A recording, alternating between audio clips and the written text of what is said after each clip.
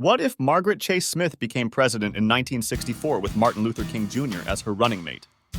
Imagine a world where the United States shattered two monumental barriers in 1964. Margaret Chase Smith, the first woman to serve in both the U.S. House and Senate, becomes president. By her side, Dr. Martin Luther King Jr., the revered civil rights leader, serves as her vice president. Together, they lead the country during one of its most turbulent and transformative periods. It's a scenario that sparks questions about courage, inclusivity, and the possibility of unity in a deeply divided nation. In this thought experiment, we'll explore the potential policies of a Smith-King administration, the challenges they would have faced, and their overall impact on America. Could their leadership have accelerated societal progress? Or would the immense resistance from established systems have made their efforts unsustainable? Let's dive into this alternate history and see where it leads us. The year 1964 was a high-stakes moment in American history.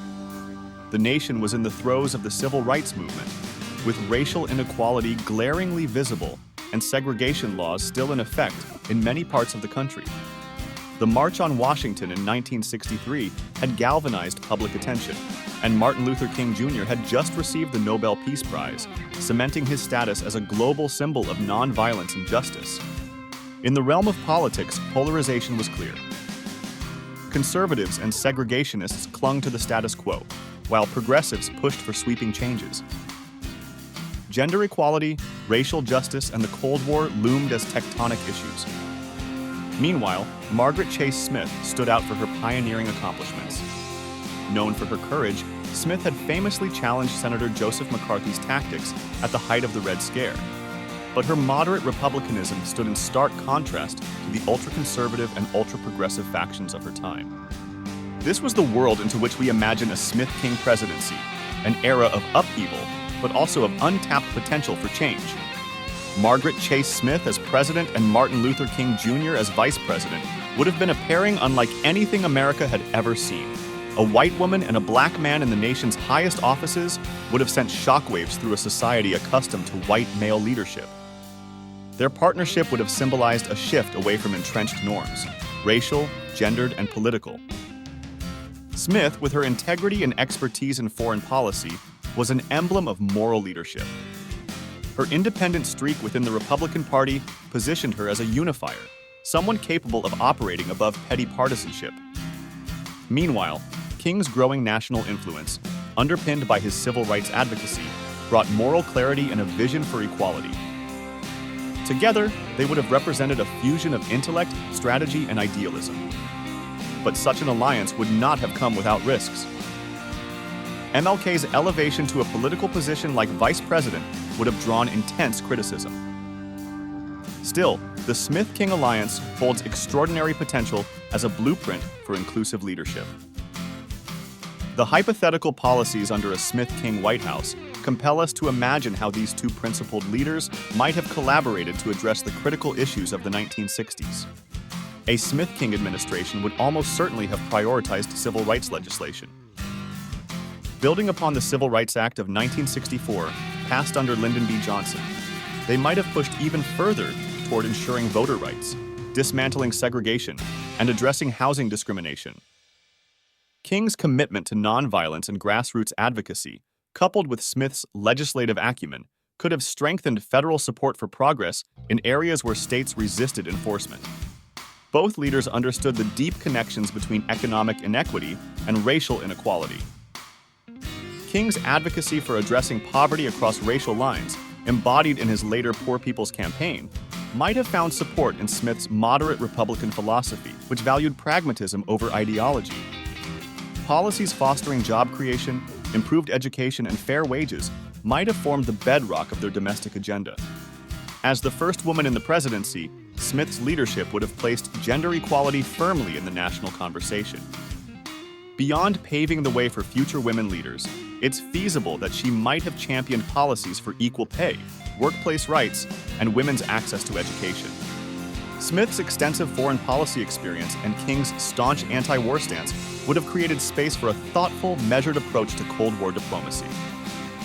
While Smith was no stranger to taking hard stances, Her leadership, blended with King's emphasis on nonviolence, might have resulted in a less militarized, more dialogue-driven foreign policy. A stark contrast to the escalation of the Vietnam War during the Johnson presidency.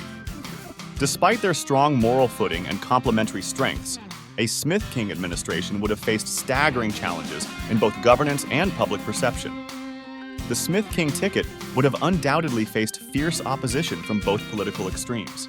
Conservative leaders would view King's rise to the vice presidency as an affront to their vision of America, particularly in southern states where Jim Crow laws still loomed large. At the same time, progressives, who might appreciate King's presence, could harbor doubts about Smith's ability to deliver transformative change given her moderate stance.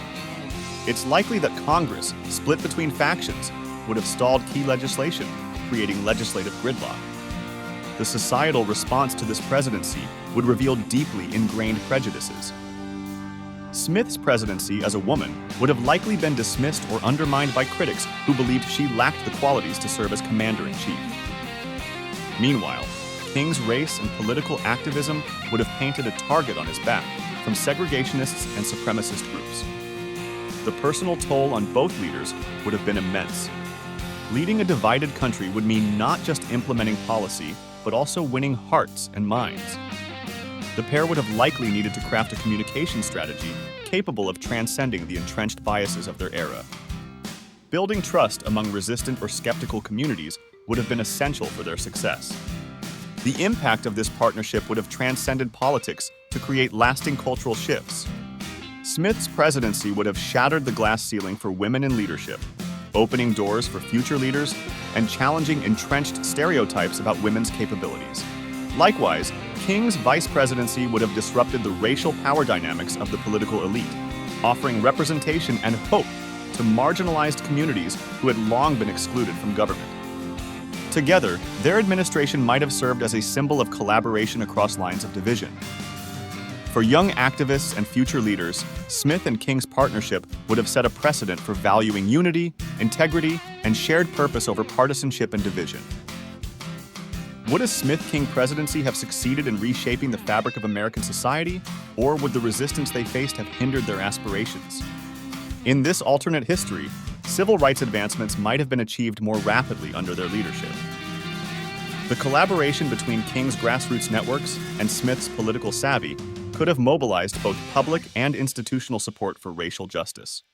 By championing these policies from the White House, their administration might have profoundly altered the trajectory of the civil rights movement. This presidency might also have tempered the growing polarization of the 1960s. Smith's moderate voice within the Republican Party and King's moral authority might have appealed to diverse audiences, fostering dialogue and reducing the kind of partisan divides that continue to plague modern politics. By defying the odds and succeeding in office, Smith and King might have inspired generations of leaders from marginalized backgrounds to step forward, knowing representation in governance was possible. This thought experiment isn't just about reimagining history. It provides a lens through which we can examine today's political landscape. The challenges of divisiveness, systemic inequality, and underrepresentation remain as critical now as they did in 1964. A Smith-King administration offers timeless lessons about courage, collaboration, and the power of inclusive leadership. Smith taught us the importance of standing up for principles, even when it's unpopular.